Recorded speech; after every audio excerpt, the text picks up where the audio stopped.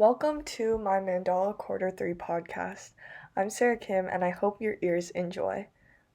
On March 20th, 2022, I went to Hidden Pond Nature Center in West Springfield, VA 22152. It was 60 degrees outside, mostly cloudy, with the light rain forecasted. There were a lot of clouds and it was very windy. What I saw. I noticed that there are no leaves on the trees, although it's finally getting warmer and starting to look like spring. On this trip, I decided to wander into the forest surrounding the pond, where I noticed two things that worried me.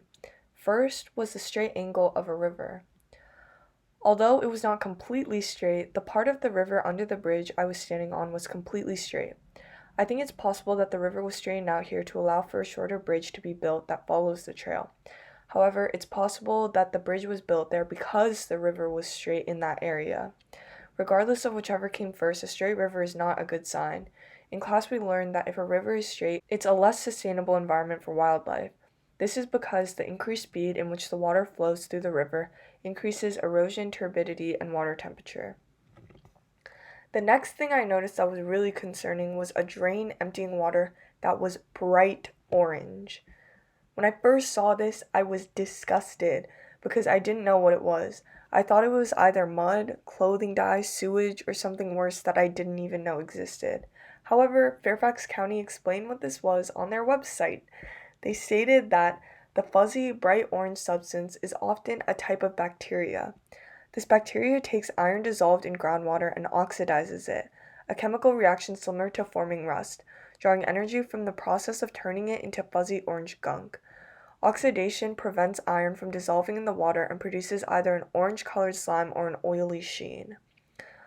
There are many oxidizing bacteria out there, and the scientific names for them are Gallionella, Sphaerotylis, Crenothrix, and Leptothrix species. I'm not sure if this is better or worse than what I expected, but it certainly is not good for our water system.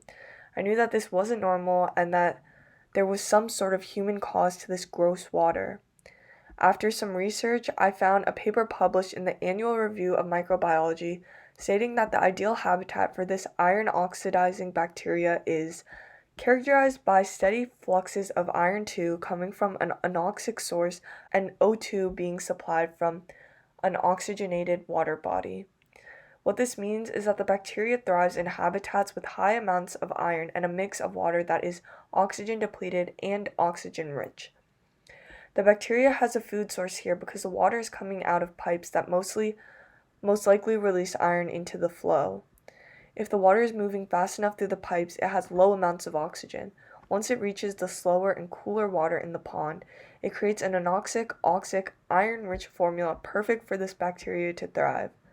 Why should we care? Because not only is it super gross to look at, but it disrupts photosynthesis, which is the basis of all energy sequestration on Earth. If aquatic plants can't receive sunlight through the water, it can't perform photosynthesis. Also, this water gets thick and slimy, leading to destruction of delicate freshwater fish and plants. That was a huge tangent and a deep dive into this orange-colored water, but it was the most shocking thing I saw on this trip, and I had to learn more about it. The last thing I saw when I was at the pond was that there were a lot of people outside, most likely because it's getting warmer. At the last visit, it was basically empty, but now there are a lot of people walking around and looking at the pond, especially children, which brings me to the next section. What I heard. Like in the fall, there were a lot of children running around and screaming by the playground. I touched on this in my first quarter mandala project, but humans can negatively impact the lifestyle of wildlife. A study titled The Effects of Anthropogenic Noise on Animals, a meta-analysis, published in the Biology Letters Science Journal about human noise pollution, states that noise is one of the most hazardous forms of pollution and has become omnipresent in aquatic and terrestrial ecosystems. Although these children were only having fun, noise pollution is a serious danger to wildlife. It can impact communication and stress levels in animals. Besides the children screaming, I heard bird calls and a lot of wind. There was so much wind. My papers flew out of my hands multiple times. I think it was windy because it had just rained the day before. which leads me to my next section, smell. What I smelled. It was actually the lack of smell that I noted. On my first visit, there was a strong smell of rotten eggs. However, though the climate was similar to my first visit, I did not smell anything. I think it was because it rained yesterday, so the bacteria that might have caused that stanky smell got washed away. Flora and fauna. A big difference between this trip and the last trip is the amount of green. My last trip was covered in ice and snow, so there was not a lot of room for plants to grow. But on this trip, there were many patches of green growing. On this trip, I saw flowers for the first time. There were a lot of daffodils, or narcissus. I actually didn't know that that was a scientific name, which is pretty funny. According to the Midwest Invasive Plant Network, daffodils are not invasive to any state. However, according to the Fairfax County Park Authority Green Springs Garden, daffodils are not native to Virginia. Bird species and the smallest animal I saw. I saw and heard birds all around me. I took a video of a few birds that I noticed.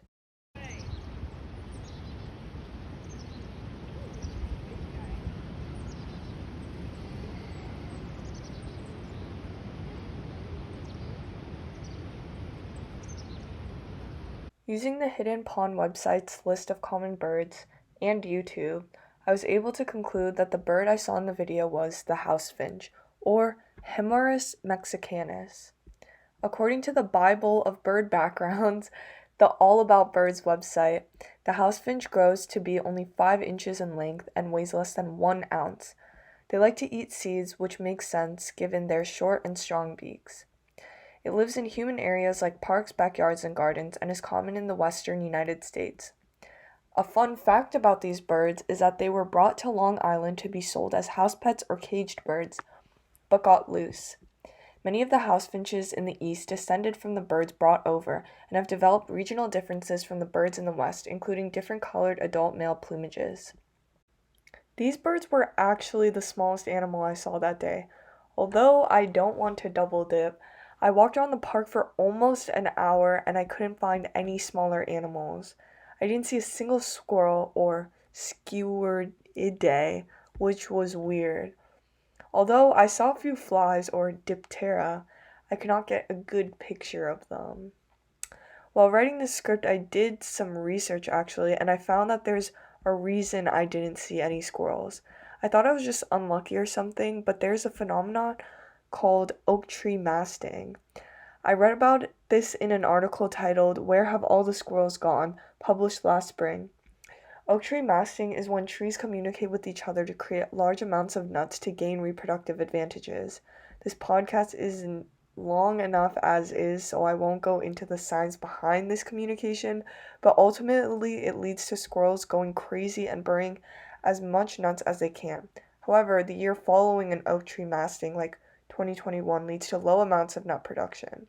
Because there were less nuts produced last year, maybe the squirrels this year decided to scavenge and bury more nuts in the winter of 2021. This makes sense because on the last visit I noticed that the squirrels were out and about much later in the winter than I expected. This means that they are probably still surviving off the nuts that they had buried in the winter. Conclusion. Thank you so much for listening to my podcast. I genuinely enjoyed diving deep into random facts about the environment I live in. We learn about concepts in class, and I always accept it as truth, but never really think that I will see the real proof. But today, I actually did. I hope this podcast encourages you to learn more about random stuff around you, like iron oxidizing bacteria that make orange slime, or oak tree masting that messes with squirrels. Thank you again for listening. Bye!